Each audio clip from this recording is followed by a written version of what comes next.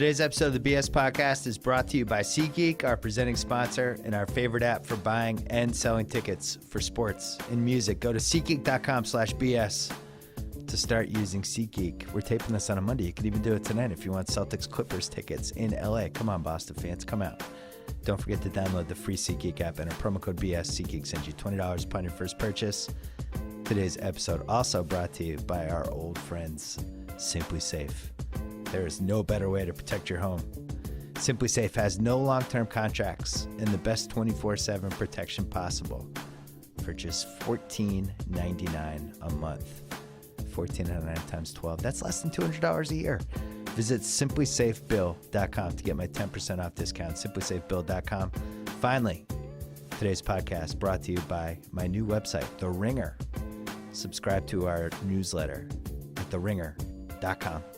Don't forget to subscribe to The Ringer's Channel 33 podcast, as well as our new golf podcast, Shack House, presented by Callaway. One of the stars of Shack House, Joe House, is going to be on the line right after this. Yeah. Clear enough for you? All right. Yeah. Is it clear enough for you that Joe House's golf podcast made it to #1 on the iTunes rankings? What up, Joe House? Is y'all ready for me? I can barely hear you over the music, but I enjoy rolling. We were on a nice roll last week with that golf podcast. Is that what you're saying? Yeah. I'm sorry. Tate's in a frenzy because UNC made the Final Four. He just blasted the music. Come on, Tate. Act like you've been there before, Tate. Tate's like out of his mind. He's between my Barb jokes at the meeting today about UNC versus Syracuse being the all scandal, who's going to vacate the final two spot showdown. He's a mess, and he's out of his mind. With Bryce Johnson fever. We should have a tutor off. We should. I had a suggestion on Twitter. I thought at halftime of the Saturday game, the UNC teachers from the African American Studies class should tutor Fab Mello. Just combine the two worlds. That could be the halftime show as Jim Nantz gushes and acts like super creepy about it. I thought it'd be great. So you have my endorsement. I figured. So anything to get Nantz to gush. So you went to Jamaica, and as you went to Jamaica, Shack House, which our new podcast, which talks about golf and the PGA Tour, made it all the way to #1, and I was very excited for you. It was nice to see your name on top of there. And now we have the Masters coming, which is exciting. Yeah. Are you guys really talking exciting. Masters this week or next week? We've been talking about it. We talked about it a little bit last week. I was going to say we've been talking about it for a month, but the world doesn't know that Jess and I did a couple pilots before we went live. Yeah. So, we talked about the odds last week, and the odds, I'm sure, have slightly moved around a bit since the match play. So we're definitely going to talk odds. I think we're doing a little Q&A, and some of the questions that have come in by way of Twitter have been asking about Masters food. So we'll do a little Masters food preview. That's like your all-time wheelhouse. It really, yeah, for sure. And I've been, so I have a certain strategy that I may or may not share. So Mickelson is 15-1. I might just step in on that. It doesn't feel like enough. I would like him at like 25-1. What do you mean it's not enough? 15 isn't enough of a reward for the risk. Why is it a risk? He's Phil Mickelson. He's in shape. No, well, not really, but he's Phil Mickelson. It's an even year, and he's won all his Masters in even years. I'm going through all the odds right now, trying to find our friend Nathan's brother, Mark Hubbard. I don't see him on here. I don't know that Mark's qualified for the Masters. Oh, well, that's probably why there are no odds for him. All right, let's talk basketball. Even though you were away, you were watching a lot of college hoops. We had a whole riff either a week ago or 2 weeks ago about how much we love Buddy. We're not alone. It's not an original opinion. And how Buddy will whip his testicles out and show them to a live national TV audience as he makes big shots and does the Cassell dance. Although he doesn't do the dance, he does it telepathically. And then Buddy really whipped them out since the last time I talked to you. I mean, they were out. Yeah, that was a week ago. Yeah. And we were doing a lot of Buddy celebration. We were talking about, Buddy all up in your face. We had it all out there. And you know what? He validated all of that. It made me think college basketball has been ruined by the one and done to some degree.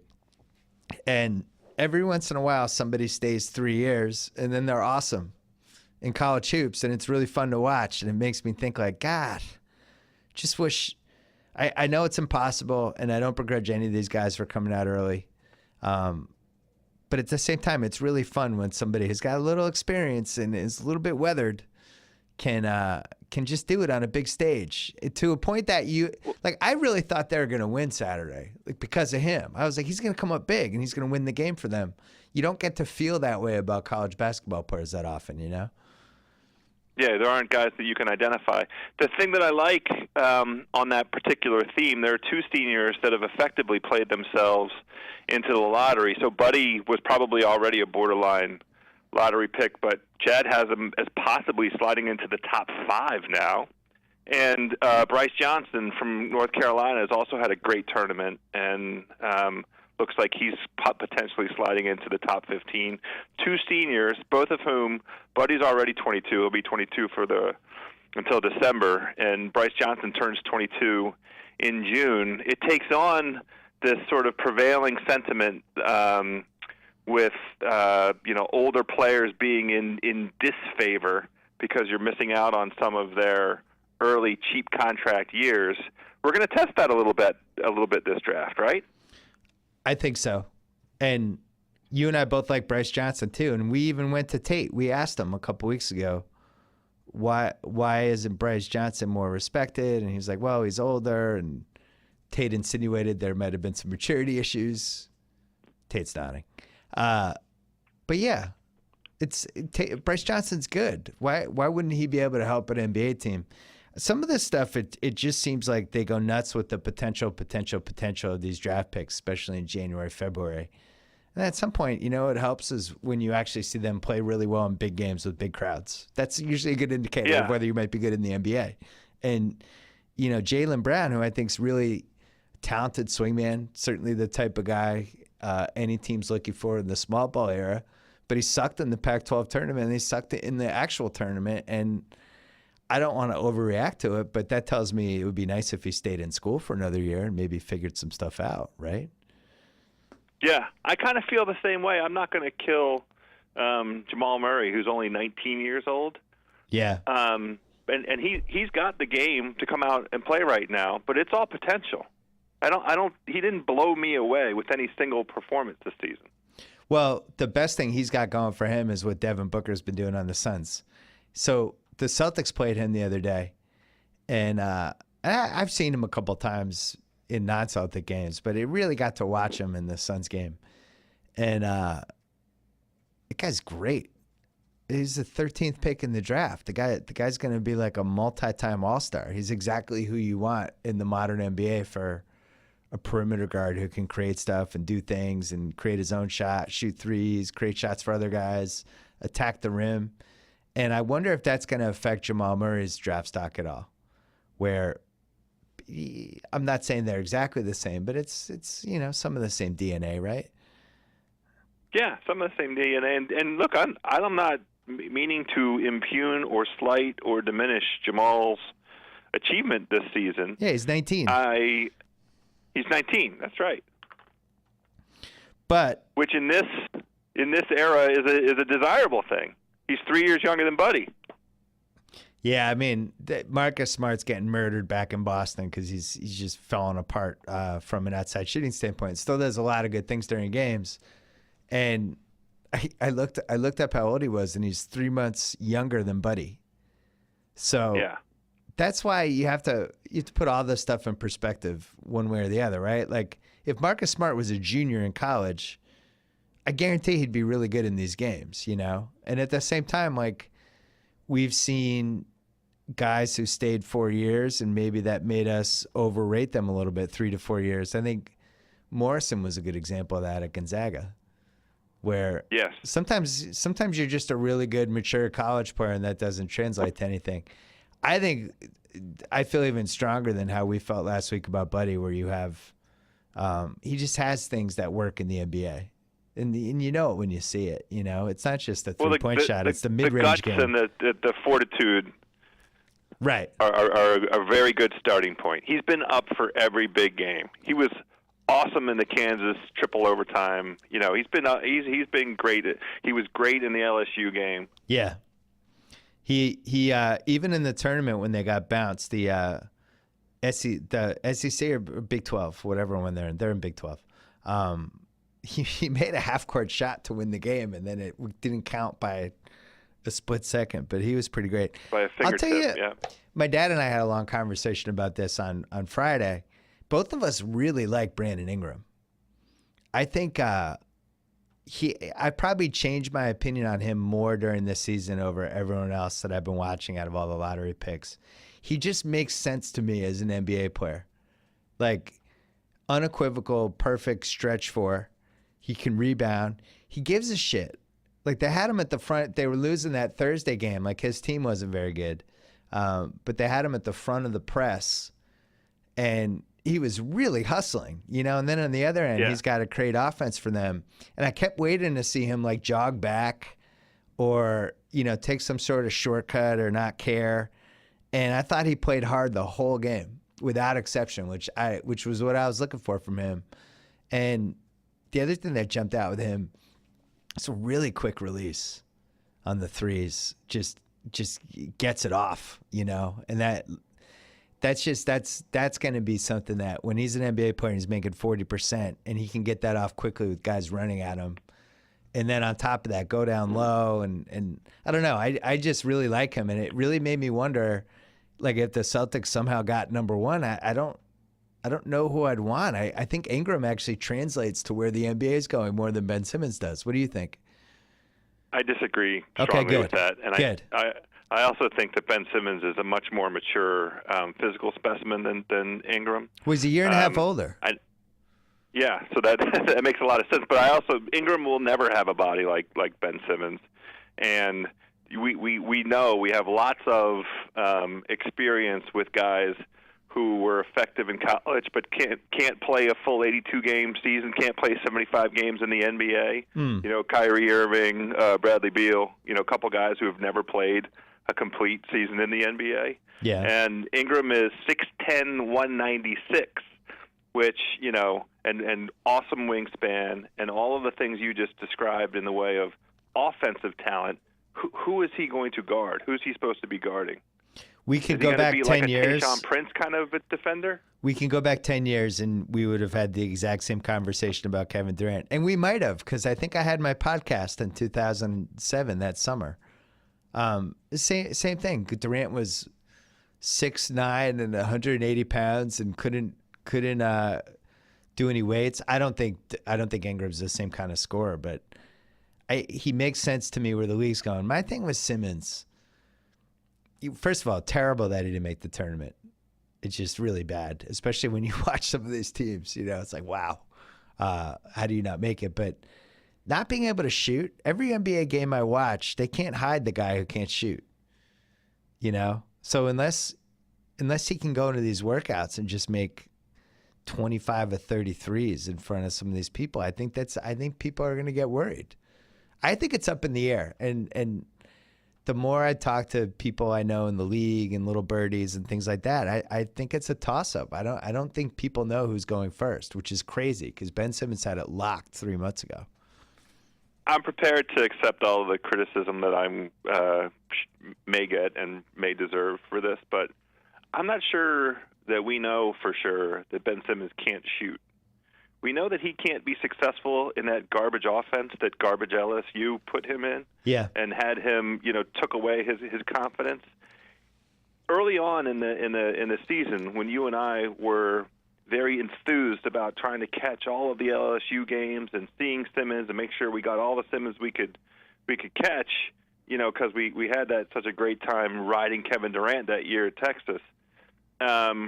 Ben Simmons was willing to try a lot more face-up stuff early in the season. You're right. than he was as the season went on. And I'm not so sure that the lack of success, it's a classic small sample size kind of deal. And that team had such a poor concept and such a poor structure in terms of being efficient offensively. I'm not really prepared to say that Ben Simmons can't be an effective face-the-basket shooter. It's all going to end up on me picking tiny holes into him, and then him going to the Lakers and being awesome. And then I'm going to have to move. I'm going to move. If there's a Simmons on the Lakers and the guy's awesome, I'm out. That's done. And by the way, what are you going to do? There's a really good chance that could happen. There's a really good chance. It's going to be Ben Simmons. You're telling me your son's not going to be wearing that jersey? What are you going to do? If the top two goes chalk, and the Sixers decide they like Ingram more than Simmons with the team they have, that is how it's going to play out. I don't know what I do. I don't know what I do at this point. You better start confronting that reality, my friend. Well, I have a couple advantages. One is my son only weighs 70 pounds, and I can just beat the shit out of him until he doesn't like the Lakers. Yes. And that's possible. Yes. Nobody fatherly knows, prerogative. Nobody knows what goes on in closed doors of the house as long as there's no bruises. So I could just beat him up and torture him. No, I'm kidding. I would never hit my son unless he hit me first. No, I'm kidding about that too. No, my son actually beats the hell out of me. Yeah, I've already hit my son. I am his crash test dummy. But not intentionally. Yeah, it's the little known fact about having kids is that when they come at you and they hit a point when they're set. Is your son 7 yet? No, he's 5.5, but it's enough to bust me in the balls or give me a black eye. I have to defend myself. Oh, it gets much worse. When they hit 7, now they think they can win the fight. And that's when they come at hey, let's wrestle. And then it's like, wait a second, you're actually fighting me. What do I do? Yeah. But my point is, awesome. If he decides to be a Laker fan, there's going to be a lot of repercussions in my house because I do pay for everything. It would only be for the Simmons. Could he be a Simmons fan? No. What are you talking about? He's no. not allowed to be a Simmons fan. Not if he's on the Lakers. You crazy? All right. You let him be a Kings fan. Your boy gives two shits about the Boston Bruins. He could care less about the Boston Bruins. He's born in L.A. What do you want from me? Well, Ben Simmons is about to be there's a at least 50% chance he's going to be a Laker. I hate this conversation. Wait, I want to talk hockey for a second, but first, sure. But first, building a website can be daunting, House. As we found out with housefromdc.com, which you haven't updated in 3 months. Could you update that thing for God's sakes? Jesus. I would like to. I could put a link to Shack House on there. Yeah, I could put my favorite Masters foods on there. Creating something that looks good and works well is a time-consuming affair, obviously for you. Whether it's a business site, a portfolio, restaurant, whatever else, this day and age, you might need your new website. I think you need a website. You're on 2 podcasts. Thank God for our buddies at Squarespace. They build gorgeous websites for normal people who don't know how to build websites. I'm not sure you're a normal person, so maybe that's why this hasn't worked out well enough. You built this website, and I'm not satisfied with it yet. I think you could do better. It's a great website. I just need to get in there and do something with it. I have a real-time job, by the way, a real full-time job. I know. Can't you get your wife? Can't your wife work on the website? This is a great idea. Well, actually, no, because I have some pictures up there that between the food and the Redskinettes, I'm not sure. Well, now that you're the star of the Smash Shake Golf Podcast Shack House, I think you need a better website. Squarespace makes it easy regardless of skill level. No coding needed. Easy-to-use tools. State-of-the-art technology. 24/7 online support. A beautiful website for only $8 a month, and you even get a free domain if you buy Squarespace for the year. Why wait? Start your trial with no credit card at all. Squarespace.com. Use the offer code BS for 10% off your first purchase. And speaking of sponsors that love Joe House, Athletes Collective sent you a bunch of swag, right? You got that swag? They sure did. They sent me an awesome bag of stuff, and not the least of which included some fantastic vintage trading cards, harkening back to my days. There was they overdid the Washington Bullets collections in the basketball trading cards. The one thing I will say, I loved Athletes Collective stuff. In fact, you recall, I had this shoulder injury. I went in a couple different times and got what I like to call the Kobe treatment, which involves PDs? A shot and some blood and some centrifuge. What else? What did you think I was going to say? I thought you were going to say PDs. I'm just kidding. Oh, I thought you were going to suggest that I went in there for the Trinity, but that's a whole different story. But the point is, with Athletes Collective, I wore that shirt in there for the procedure because you can't take a shower before or after, and you kind of just have to hang loose. Yeah. And that shirt was awesome. It was the perfect shirt for what I went through. It's kind of a workout shirt, It's the kind of thing. No logos. You would wear it to the gym. Yeah, but that's the point, right? We're too old. I can't be walking in there, Johnny Nike. Right. I'm not that dude anymore. That's why I like Athletes Collective.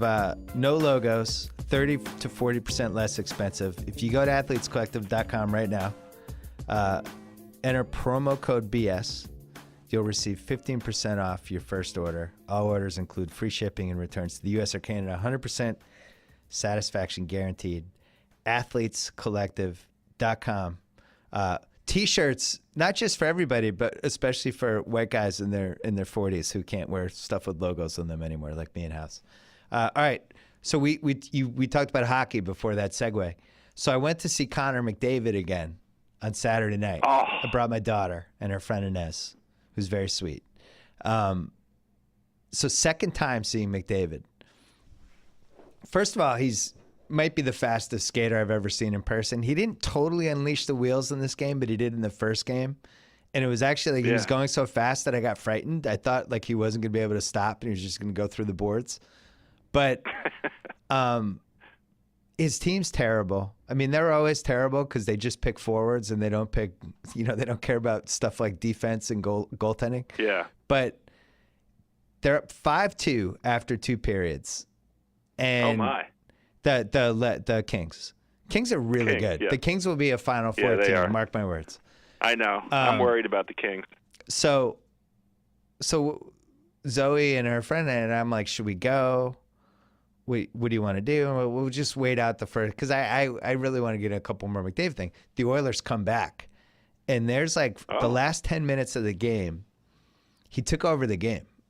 And they were pretty much like he was. It just seemed like he was out there all the time. In the last 3 minutes, they double shifted him. They pulled the goalie with like 3 minutes left, but he had a Gretzky pass to cut it to 5-4.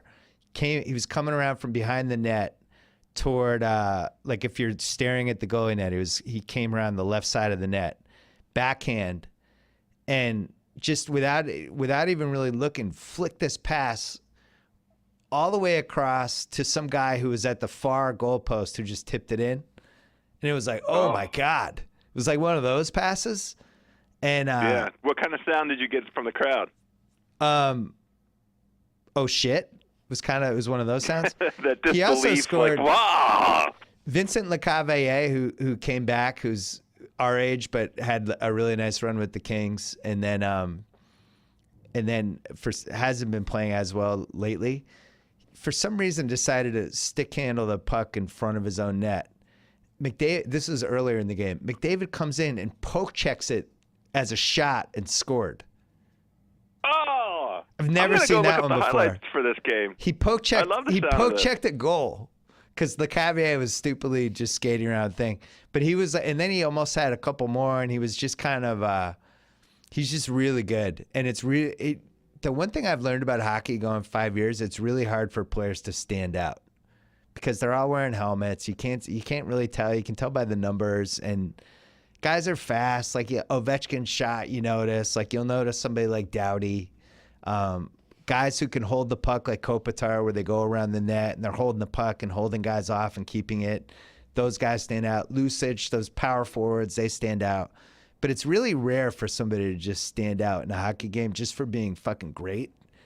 And And this guy's really has a chance. Like, and I know he's been anointed as the next one, but having seen him now for 2 games, I'm all in. I'm all 1,000,000% in. I'm just so impressed by him. Anyway. Well, he needs a team around him. I'm going to spend 10 minutes and looking up the Edmonton Oilers and see how they can get better. Well, they have a couple other dudes. Better? Like Taylor Hall's, he was a number 1 pick or number 2. I forget if he was 1 or 2, but he's really good. Eberle's good. Like they have some weapons. They just need defense. But you know what else I like? McDavid kind of got into it in a scrum at one point. Like one of the Kings got mad at him. He stood up for himself. So he's not like a wuss like Gretzky. How's he look on the ice? He doesn't look that big to me. Is he big enough? He's tall. He's a baby. He's like 4 years younger than Tate. He's like Ben Simmons' age. But no, you know what else is cool? I love those uniforms. It's nice to have those uniforms back, like with a relevant guy. But, yes. Your team, where are you standing on hockey these days? We're in the most predictable moment of the season possible. The last 10, 12, 15 games, it's really hard to keep up, that sort of momentum they had through the course of the season. The end is in sight. They're 1 point away from the President's Cup, top points in the whole NHL. And they got, I watched quite a bit of Friday night. They played St. Louis. St. Louis Saturday night beat the crap out of them, 4-0. And it was an even first period and, a sort of even third period, but St. Louis scored, 3 goals in the second, and that was. Well, you're definitely winning. There's just an intensity problem. You're definitely getting the 1 seed, though. You're way ahead of everybody. You have 111 points. For sure. We're already there. The thing that I'm concerned about is regaining that intensity. The momentum. How do you get back that momentum? And these are all intangibles, and some people argue made-up things, but you need, hockey, it feeds on itself. We've known this from being hockey fans for 35 years. The regular season doesn't matter. Huh? The regular season doesn't matter. You just have to get hot for 10 weeks. That's right, but it matters for the purpose of, especially for this Washington team, sometimes building an identity. So this team came up with an identity during the course of the regular season. And they played really hard and great defense for the first time in Washington. It feels like 15 years, and a hot goaltender. And you want all of that in place for the postseason. And you're kind of in this mode where you're just sort of winning every other game. How do you get that back? That's the thing that concerns me. Well, the good news is the franchise history suggests that there's just no way this will all collapse in round 1 or round 2. So you'll be fine. God damn you! That's your get back for the Ben Simmons to the Lakers. I know that it is. That was terrible. You never should have said that. There's some Kings Blackhawks round 1 potential, and is that right? The Blackhawks are just sort of trundling along here. If Anaheim caught, or not round 1. I forget. They've changed. I don't even remember how the playoff system. There's a possibility they could meet before the conference finals, I guess is my point. Okay. And I gotta say, and these words won't come back to haunt me because my kids are Kings fans, but ultimately I'm agnostic. I would love to see the Blackhawks early. I think it's too hard to win 2 straight cups. I just think it's too many games. Bring on the Blackhawks. Wow. Yeah. Bring them on. Bring on the Blackhawks. Bring on that depleted, beaten up Blackhawks team. I think the Kings would kill them. That's my hot take. Here's the team I'm afraid of. Here's who I'm afraid of. Just as somebody that wants to go to Stanley Cup games for the Kings, thinking it that way, and I want my kids to be happy, obviously. Anaheim's got a lot of dudes. They have 4 assholes in their team, just 4 flat out assholes, including Perry, who's one of the worst human beings in America, and really should be deported. I don't even know why we allow. Is he from here? Joe, is Corey Perry from here? Ryan Perry? Is it Corey Perry or Ryan Perry? Either, whatever his first name is, I hate Perry. Canadian. Yeah, he's Canadian. We should pull his cards. Corey Perry. Who's Ryan Perry? I don't know. Corey Perry. I knew it was Corey Perry. Wasn't he on 90210? I just know him as Fuck You Perry because that's what I yell at him when he skates by my seats. I I think all of those guys are going to try to get into Lucha's head from the get-go. And you can get into Lucha's head. You can get him to do dumb things and take dumb penalties. Oh, yeah, Ryan Perry's the pitcher. Yeah. For Joe House's Nationals. Yeah.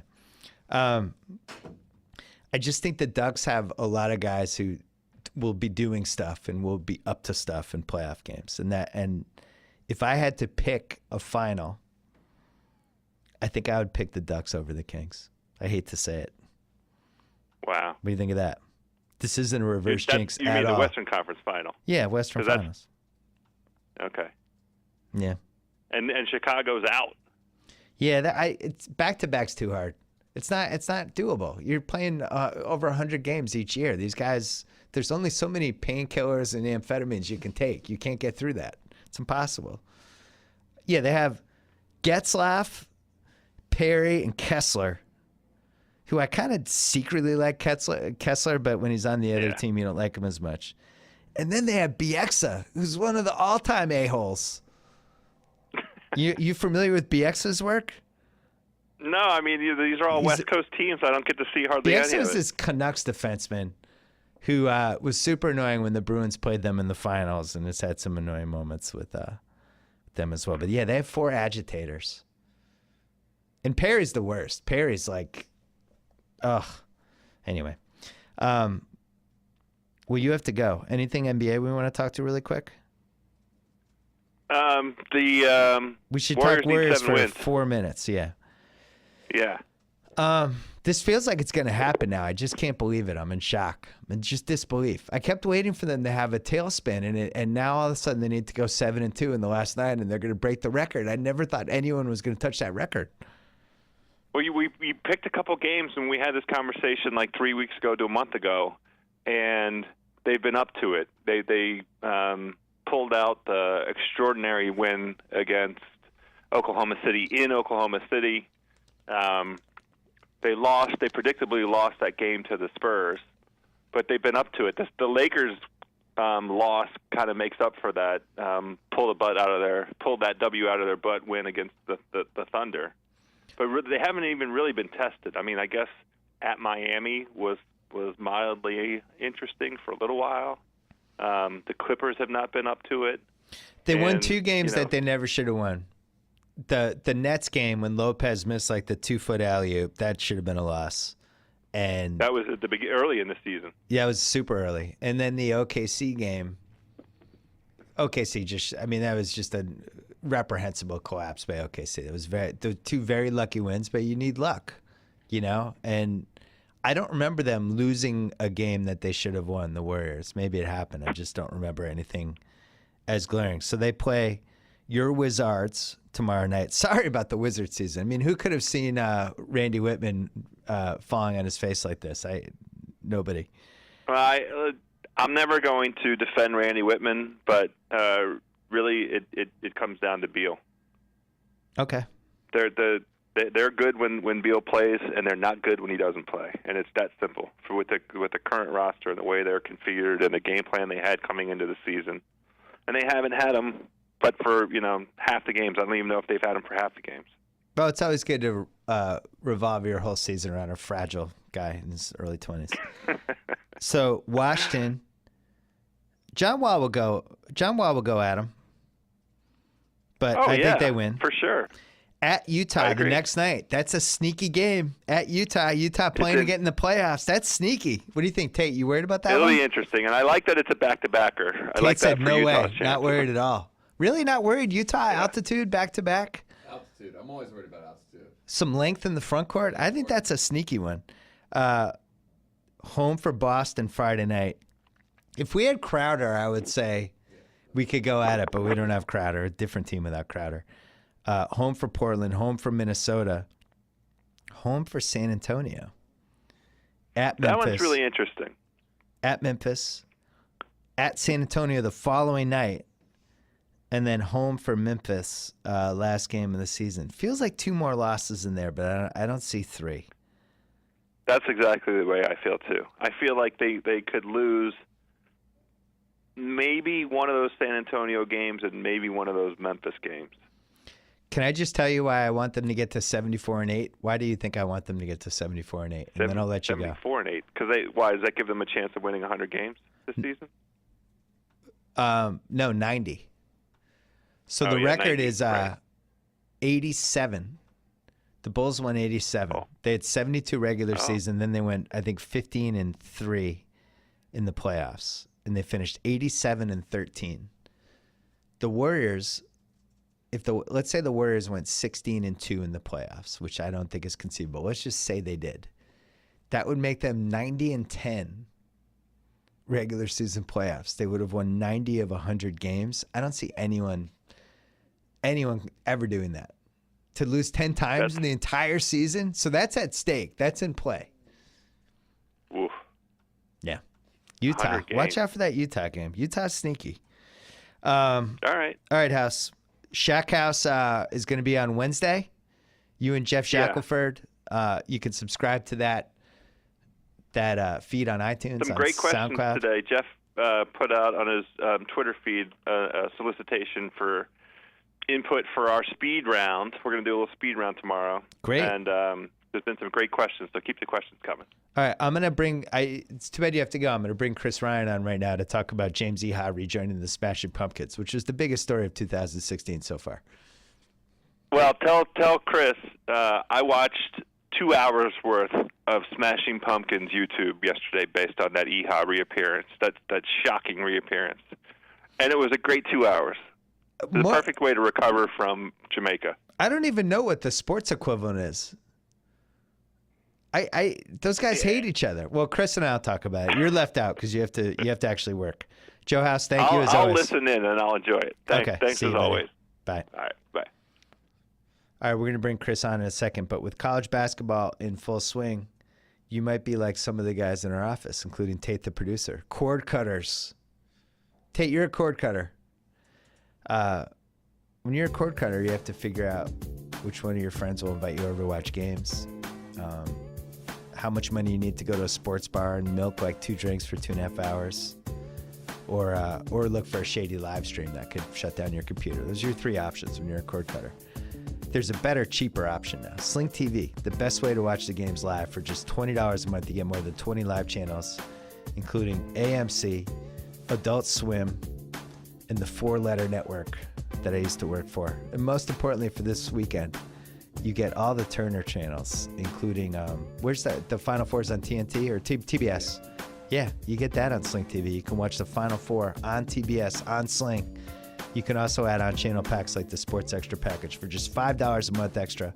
No installation, no extra gear, no annual contracts, no BS.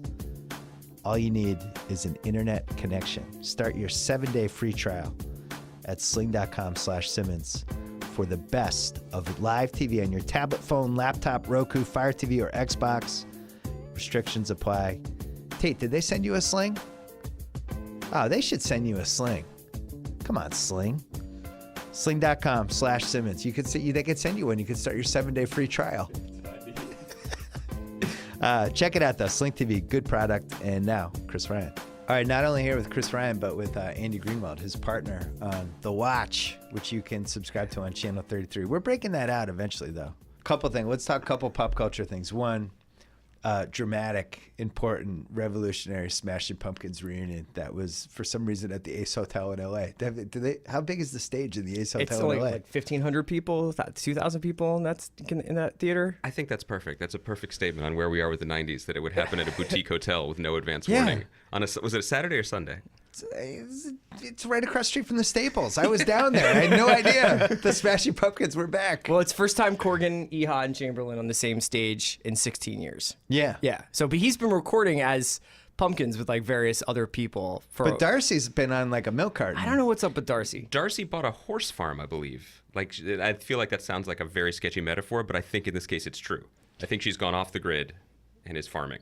The Smashing Pumpkins are funny because, for one thing, they were like neck and neck with Nirvana for a little bit there, and then Corgan became so annoying that everybody now nobody wants. He to became admit such a wrestling villain. He was the worst. Yeah.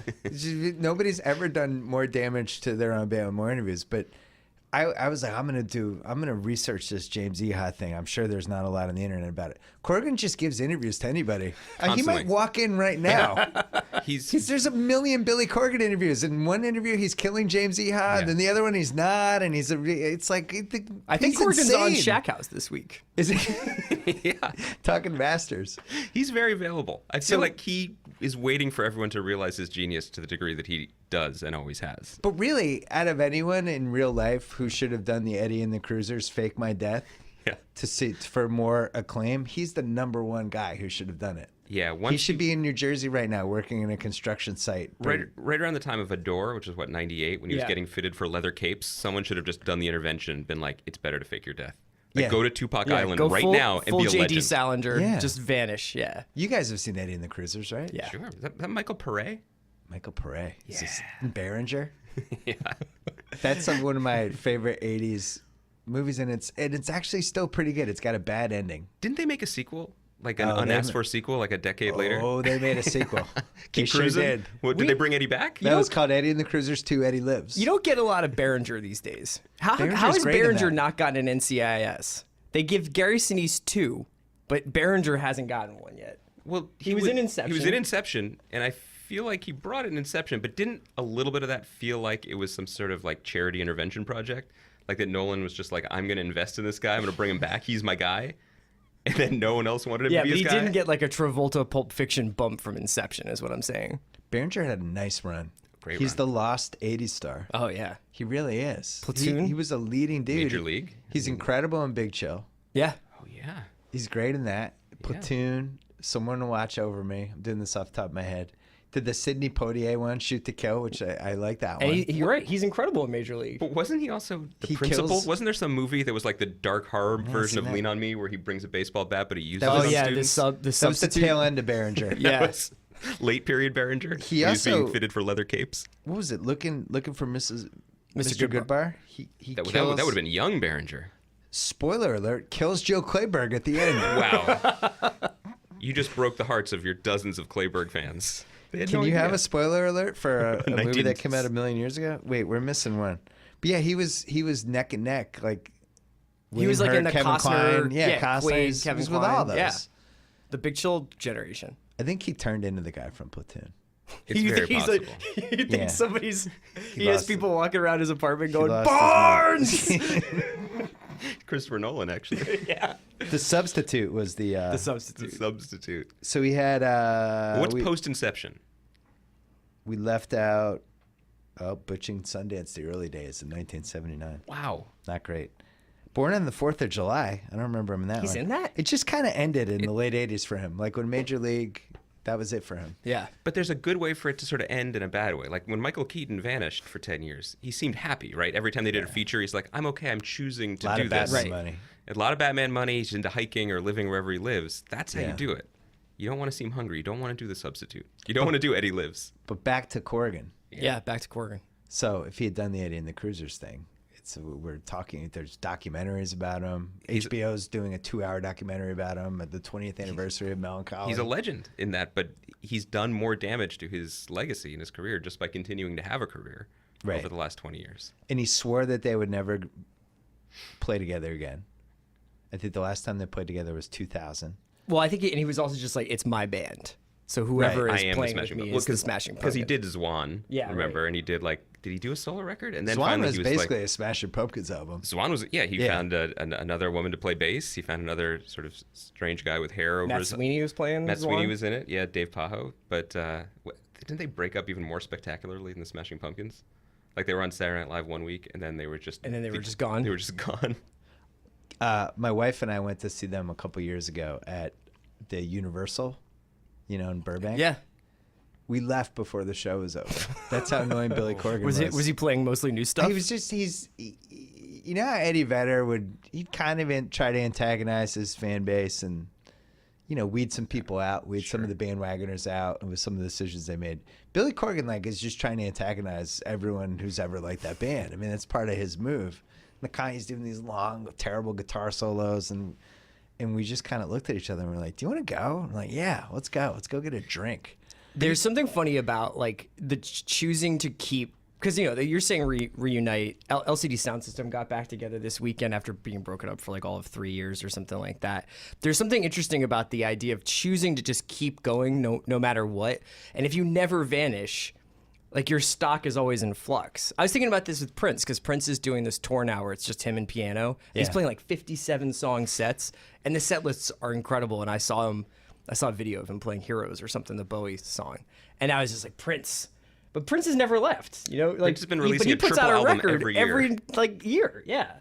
Yeah, it's unreal, and I feel like people don't appreciate how weird it was. I think now probably seems weirder that Corgan was considered part of that '90s generation. Yeah. That there was like Kurt Cobain and Eddie Vedder, and Corgan was grouped in with them, even though he was always making prog rock albums in his head, and that did not fit the aesthetic of the '90s at all. But for a minute post Kurt Cobain's suicide, the aesthetic of the '90s was whatever those guys were doing. The same way that they brought in Weiland into that, because Scott Weiland was like really a glam rock LA metal kid kind of, but he was part of the alternative rock thing. I always felt like he was a level below those guys for me. Corgan? It's like No, Weiland and Weiland. yeah. I always felt like it was Cobain, Vedder, and Corgan, and then the next level was Chris Cornell and Scott Weiland, Lane Staley. Yeah. But I thought those were the big. Are you an three. Alice in Chains fan? Yeah, but it's What was the Man in a Box? Man in a Box. Yeah. MTV gave that a lot of burn. And then Corgan just, one of the problems is they made Melancholy a double album, and this has happened before with other bands, but it really would have been an unbelievable like 11-song album, and instead it's like 20. And then they would have had another amazing follow-up as opposed to immediately dropping. True. Because what was it after? Was Adore after Melancholy? Or am I Yeah, skipping a Adore's record? after. Because I like that song. Okay. Adore? Yeah, and Adore's got jams. Adore is a good song, and there was also the song, they had a single on that sounded like 1979, so I liked it. Yeah. His like secret career that he could have had as like a song doctor, because he wrote a bunch of, or he worked on a bunch of Celebrity Skin, that whole record. The best whole and album. it's great. It sounds like Fleetwood Mac and I Echo thought and the like he Bunnymen. did that album. I mean, the rumors are kind of up and down about who did what on both of those big whole Who albums. did who? Yeah. But those songs that he wrote on there are awesome. Like he could have had like a second career as just like in the background, kind of like a Max Martin super producer. But that wasn't cool in the 90s. You I know, you it's couldn't true. be a dude who had a band and also wrote songs for other people. You had to be the artiste. You had to be aesthetically pure, and that kind of went straight to his bald head. Yeah. I remember hearing 1979 on that album and thinking like, oh man, this is not going to last for these guys. Oh, really? That's the song. That's the I know, song, though. and now I really like it. Yeah. But at the time, I was like, this is his gentle toe dip into the pop music pool. Right. Yeah. He's just feeling it out. He's feeling out whether this is going to take. I never felt like, I just didn't feel like, especially compared to the previous two albums. I don't know That was if not a Pumpkins song they would have fans- put on the previous two albums. I don't know if that's like a controversial song for Pumpkins fans. I think they really No, like I think everyone's at peace Yeah. with it now. At the time, having really liked them, that song worried me. See, that was the song that when it came on alternative rock radio or just the radio in general, like at the end of high school, I think that came out in like January of '96 was the single. Well, but you the put it- album you came put it out on our in 96 '95. mix. Yeah, right. But when that came on, like that would be the song that even people who'd never heard of Pumpkins were like, "Whoa, what's this? This is really good." Yeah. Well, so now they're back. So, but maybe. you're in on social media. You were excited. You wanted to see this. Well, I felt like it was important. I felt like it was an important moment. More into this or more into Axl Rose fronting AC/DC? No, I can't tell. Axl, I'm out. But the thing about Pumpkins, like, Axl's been done for a while. but James Iha is James Iha being back in the group. Does that add to anyone's interest musically, or is it more that this maybe is a sign that Corgan is less of a lunatic, and therefore it might suggest a focusing of his musical abilities? Or I mean, are they it's going to not- go out and play Siamese Dream like at front to back as a tour? You know what I mean? Or are they going to That would make people happy. He was a very well-respected musician, though. Iha. Even like, and I did, like House was saying how he did a 2-hour YouTube deep dive on the clips. I watched Space Boy and Mayonnaise, and like, you need Iha for Mayonnaise. You need like a pro for You that need one. Iha for You just need mayonnaise. him. I think that sums it up. I need Iha when I hear I Mayonnaise. really hope that goes on the concert poster. You can't have mayonnaise without Iha. You can't have it as that the sports guy. There's so many weird questions with Corgan, though. Like, I have no idea how involved he was in Celebrity Skin. Right. There was always this thing that he just threw away everybody else's. Yeah, that he would go replay people's parts. Yeah, and it's like if you hear Siamese Dream, it's just him playing everyone's parts, but they're pretending it was a band effort. But then you always hear how important Darcy was and Ehi was. It was like, well, if they were that important, then why didn't he let them play on the album if he was part of redoing it, though, is how much of a visual band they were, because the exact moment that they broke through was sort of the last gasp of MTV. So you think about the Tonight Tonight video or the Today video. They classic. were very cool-looking individuals at that time. Ehi and Darcy were cooler looking Bullet than with Corgan. butterfly wings. Yeah, and so that played it up. I mean, they were performing the role of a global rock band. That was in a way that was Bullet kind of with important. butterfly wings was. I remember that being one of the last videos that I was aware of, like a countdown for its for its debut. debut. I remember watching You it remember too. when they would be like, only 6 more days. It was like one of the last ones. Yeah. And then they would Right. play it at like 7 a.m., 10 a.m., 2 p.m. And I would take out my VHS. I would tape premieres of videos because that was the only way you knew you could be able to watch it and hear it. Was that 95 or 96? That was 95. 95. Because you guys played up 96 on your pod Yeah. last week on The Watch, which was a great musical year. And then when we hit the late 90s, it just got awful. Yeah, we're going to do a deep Just got dive terrible. pod on the Prodigy. 98. I think that's coming. the electronica pod. Electronica, the rise of electronica. Well, there was like Everclear got interesting there, and the Foo Fighters, and there was a couple ones. It's not like it died completely, but You Sublime was in there. You can make a compilation of great radio songs from like Yeah. 97 to 99, but I don't know if you could make the same argument that like these were. That was also Epochal. that was rap rock. It was a dark time. Well, then it got super dark, yeah. And then it kind Really of gets, dark. and then it gets cleaned up a little bit with like the Strokes and the Yeah Yeahs and the White Stripes a couple years later, and it gets 2002. really fun. We're talking about like mainstream rock radio. Yeah. God, they had my DVR tapes all the SNLs, so they had they run the repeats at 10 o'clock. And I always check to see like if there's any sketches I forgot, and it was the John McCain one, and the White Stripes played Dead Leaves and Dirty Ground. Wow. It was just Jack and Meg. Yeah. And Jack's throwing like 107 miles an hour. Like it was really one of the best. It got me thinking like, what were the greatest performances in the history of that show? This one had to be up there. He was just peak of his powers. What are some other off the top of your head great SNL? musical That's what I thought performances? that would be a fun topic Yeah. for us. U2. When they did The Beautiful Day, that whole era, they came out and the whole band was there and they sang that last song and Bono started roaming around the SNL stage. Oh, yeah. Which nobody had ever done. It was like breaking the fourth And then wall. they played 8 more And they songs, showed the right? cast. Yeah, the was cast freaking was out. like just like fanboying it up, and I remember that being incredible.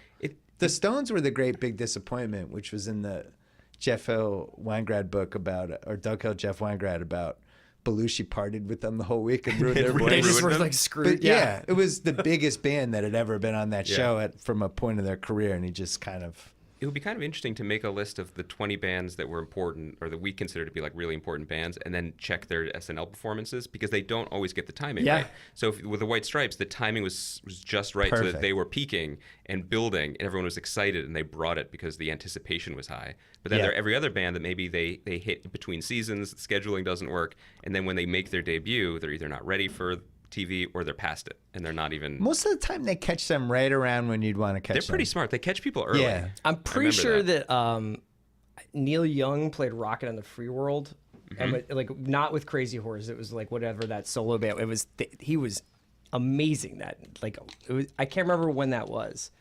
And Nirvana's debut on the Yeah. show was a big deal because I think that was Yeah. the first Same for quote-unquote Pearl Jam. mainstream people got of them. Pearl Jam. Prince in the terrible season when Lauren came back and like Downey was on Anthony Michael Hall. Prince was on that year. I think he played Kiss. Ashley Simpson. I mean, Ashley just- Simpson's famous for just amazing. bad reasons. I'm trying to think of if, part of the problem is hip hop's never really good on that show because of the stage and the setting. And I all do that. like how Kanye uses it Kanye's as like used it the a best. notebook almost. And I think that's really interesting too. That when they did the 40th anniversary special, then they could have picked anyone from any era, and obviously Lauren can pick up the phone and call Paul McCartney and call Paul Simon, which he did. Yeah. But the people that he chose to represent the show going forward, he had Miley on it, right, singing an old song, but then he had Kanye. And even though, as audio leaked footage has proved, he's kind of difficult to deal with, they all respected the fact that he takes it so seriously. Yeah. Right. That he's not just performing the hits; he's going to create something for that show. I think the best song I ever sang on that show was when Paul Simon did the post 9/11 song with all the firemen there. Oh, that's amazing. As in terms of greatest moment. Yeah. Yeah. But they also had a Simon and Garfunkel reunion in the first season, which I think was like the second or third episode. that Yeah. was a big deal because those guys hadn't sang together in like 5 years. And or is so. that what inspired Lauren to do the thing where he's like, if the Beatles come here right now, we'll put them on Yeah, TV? I think like a couple episodes later, And what's the legend behind that? That John Lennon was watching the show and considered going? they got in a cab. They It was got in a him and cab. McCartney. No, it was they were watching it together, That's which was weird that they were just to think of them watching a show. Just hanging out. So they could have done that for Corgan and Eha. Like, and Darcy. Like, at any moment, Bobby Moynihan could have Yeah. stood there with a blank check and said, I think I remember Blondie was awesome on that show, but I don't remember what year. It was like in the first 5 years, back when Deborah Harry was thrown in the high 90s. it's just amazing that that set is essentially unchanged, and it's a Yeah. backdrop for every major musical development of the I last actually 40 have years. one of my obscure favorites is Paul Westerberg from The Replacements Oh, did yeah. Can't Hardly Wait. Charlton Heston was the host, so Charlton Heston had to say Paul Westerberg. And some great guy moment. at the end of Can't Hardly Wait, right before he sings, I can't, and he gets to like the break, and some dude from the crowd yells out, Burt Reynolds! And Westerberg breaks, and it's just like they're cracking up while they're playing, but they kill the song. It was great. I would actually throw in, and longtime watch listeners would be surprised about this, but Chance the Rapper a few weeks ago or months Oh, ago. yeah.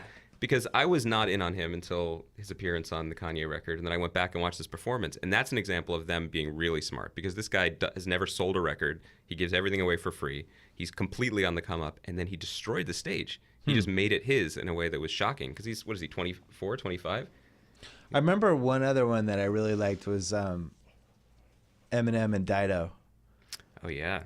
when they had that song and she sang all. They did It was Stand. just Oh, yeah. really good, and it was the rare case of a rapper actually really being good. On Has there ever SNL. been a show on late night where they just forget the talk show part? Somebody's just like, let's do a live music show. Because in England they have Jules Holland, where like it's just Yeah. basically a chat show, but mostly a live Some great performance show. clips on that too on yeah. YouTube? Early Fallon on late night was more or less that. Yeah. The show was better known for the music than the interviews, and then That's having right, the because Roots you would as a get all backing like band. and people would play with the Roots and stuff. And like everyone would be so excited about that, so it would always sound different, But he was doing this thing where he was, booking bands like Jawbreaker who hadn't, Right. or Dismemberment Plan who were just reforming, and they put him on TV with the Roots, or like then you have these things like our friend Will from Ockerville River playing with the Roots on TV. Right. It was that sense of it's the thing that TV networks don't want, and why they don't have music shows, which is anarchy. But when you can harness it a little bit, it's pretty exciting. It's just like You're going, friends with the guy from Ockerville River? Yeah, I like that band. it's a good band. Come to New York. I have a couple of their songs in my 2000s playlist. How big is this 2000s playlist? It's big. It's like Dude, 200 are you gonna songs. keep it going for the entire century? I'll show gonna it to be you the- after. No, just for the decade. Just for the first decade. Storage Yeah. will change over Yeah, time. right. It'll be. I've done this bit before, but I can't believe it's the Sirius channel that I just can't believe doesn't exist yet. You basically start it with the Strokes Yeah. and the White Stripes in that era, and you go all the way through to like the Killers' second night. It's like 2001 to 2008, I would say. Yeah. And it's a whole Through Sam's Town. yeah, but you Get get all early these like block party in there. Yeah. couple 2-hit wonders like Giant Drag, a whole bunch of those in there. Oh yeah, Yeah. Stella Star, a bunch of them. Wow. Yeah, That's that was a whole era. This playlist rolls deep. Oh yeah, Stella Star. oh yeah. God. That was mid 2000s. I realized I was getting old. I was like, I'm not getting old with music, and I was like threw myself into the early iTunes Into Stella scene. Star. No, it was iTunes. I was just trying to find all these. I'm picturing a training montage, but with you Oh, just yeah. downloading things. It's like I'm not getting old yet. I have a Putting on kid coming. sweats. No, but it kind of died around 08, 09. That whatever that genre was became weird. The problem was that the record industry always tries to do things the same way. And Yeah. so they had the Strokes and they had the White Stripes, and they were like, okay, rock is back. So that means we have to sign every band with a guitar right now. But the patience that people have is so small and so compressed that none of these bands had any time to develop any kind of a real fan base or touring, whatever. So they just threw money at the problem, got a few one-hit wonders out of it, and just wasted tons and tons of money, and then it collapsed. And there was no scene to grow up behind it. When was the last time you guys listened to an album from start to finish just for fun? Oh, all the time. Okay. Yeah. How many times have you done that when it wasn't Life of Pablo? No, I do that a lot. I think I was just listening to the Iggy Pop record the other day. I've listened to that like a bunch of times since it came out. It's Iggy Pop and a bunch of people from Queens of the Stone Age. They're using the Iggy Pop song from Almost Famous when Lester Bangs is like, Iggy Pop, amen. That's now a commercial, and it's been playing all through March Madness over and over again. So he's that Iggy Pop song. Like the song choices for commercials are getting better. Is my point. because there's no radio anymore, so that's the only opportunity. Yeah, that's like their- Yeah. You got to diversify. Yeah, people don't care anymore. They're just like, how much am I gonna get? Yeah, that's pretty much right. So what's the watch gonna be about this week? We're talking about Togetherness and Girls, a little bit of Batman versus Superman, I think. Yeah, you're gonna pummel me with the truth. And I about got to it. tell Andy about this movie Get a Job that I saw, which is just like I yeah. feel like I was on acid. Excellent. Yeah. That's how I felt when I watched Aloha. I really thought I'd had a small stroke because I So, didn't understand. what Here's they the were thing about a saying. movie. If you're Okay, look, clear out. I don't want to step on my own bit, but if you're watching a movie with your significant other and that person gets up and goes and gets a glass of water and comes back and asks you if you fast forwarded 15 minutes because that's how little the plot makes sense, then you've got some problems that you need to fix. Jesus. Yeah. I can't believe they held it for 4 years. I know. That's Trying like to cash in unheard on of. Teller while it's high. So you guys, I'm gonna make you listen to my thoughts on Girls, and then people can hear your thoughts. Yeah, it'll be a good on, transition. People on can just the listen to like watch. 3 hours right back to back. Unbelievable comeback season. Oh, so good. So good. The show is just fantastic, and I don't really know the reasons why. It's almost like she figured out. I mean, I'm a big Lena fan, obviously. I think there was a lot. I think she was maybe doing a little too much. She was writing a book. Social media is going nuts, and she became polarizing. There's a lot going on. I think that's sometimes can distract people. It's definitely possible. The last couple seasons were uneven, I thought, Yeah. and a little disjointed, and I wasn't totally sure what she was trying to say. And this season, it's like she has it. This is like a 4-hour movie. And the one yesterday that was centered around Allison Williams, I just thought was really great. It was really, really It's good. one of the best episodes. It'll be one of the best episodes of this year. It's one of the best episodes I've seen in forever of TV. I mean, it was so completely realized in 30 minutes. Yeah. It was like a mini movie. It was the best episode of this season. Definitely. Of Girls, like, just how many seasons now? 6. This is This is 5, right? Couple episodes, yeah, 5. Five and Couple 6 will be the episodes last. jump out, like that episode, the naked ping pong, that episode with that Patrick Wilson. One Man's Yeah. Trash. Yeah, that was really Also good. directed by Richard Couple good ones Shepard. from first season. This is in the mix. I think that they did a subtle thing this season, which is like background, the Soch and Marnie, and foreground, Adam Driver and Jake Lacey and Jemima Kirk's character. Yeah. And that way, like, it just changed the chemistry slightly. Yeah. So that, and now Girls can just be a banner for like whatever this group of friends is now. But over the last few seasons, I think they were really pushing a little hard to keep it be like, they're still all friends. Like, these 4 girls still hang out. And it's like, they wouldn't, yeah. though. Well, the one thing that Lena Dunham was really good at from day one is that she was an indie filmmaker, and she could make little capsules that were moving and interesting and funny, like Last Night's. Maybe not at the level of Last Night's episode, but that was more in tune with her talents. And I think the show struggled when it had to be a TV show in which characters were serialized. Everything's and interrelated, Everything was yeah. interrelated, and 4 you built on episode things. arcs. People are meeting up And- at a coffee shop, basically, Yeah. like friends. And so the fact that these people were friends, the show wasn't created with 4 characters that made sense to last 5 or 6 years as friends in each other's lives. And Yeah. I think this season has proven they've gotten better at both. Like the individual episode game obviously is super strong, but then the connective tissue stuff that makes good TV, the Jessa and Adam stuff, is just that's why you watch TV for 5 years, for have these beloved characters suddenly discover something that had been there the whole time, but then just realize this is a deep mine. There's so much stuff to pull out of this. And the characters, she figured out how to age with the characters finally. Mm-hmm.